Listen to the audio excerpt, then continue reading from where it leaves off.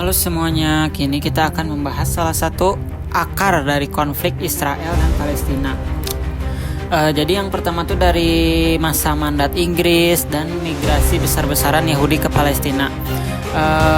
Di latar belakangi, jadi setelah Perang Dunia ke-1, Kekaisaran Ottoman runtuh dan wilayah Palestina diambil oleh Inggris.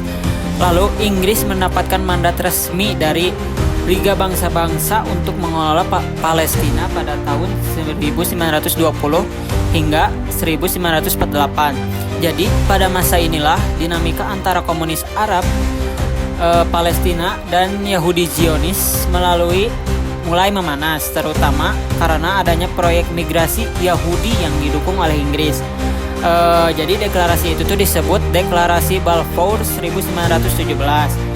Jadi kunci awal perubahan besar Palestina adalah Deklarasi Balfour pada tahun 1917.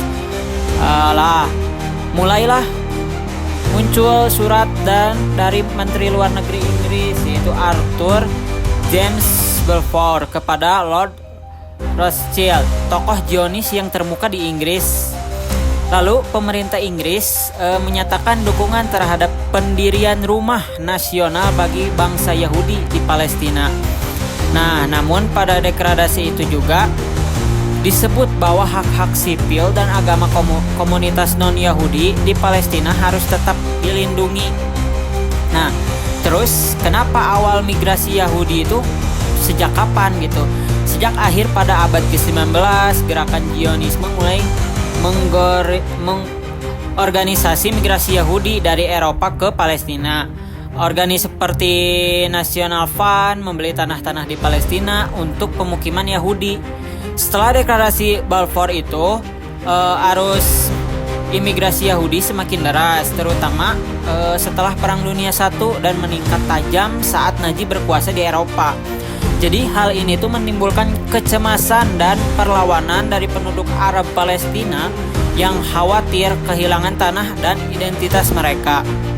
Nah, sempat ketegangan dan konflik. Jadi selama mandat Inggris ini terjadi ketegangan yang hebat antara komunitas Yahudi dan Arab Palestina. Yang satunya penduduk Arab menolak imigrasi Yahudi dan menuntut hak untuk menentukan nasib mereka sendiri.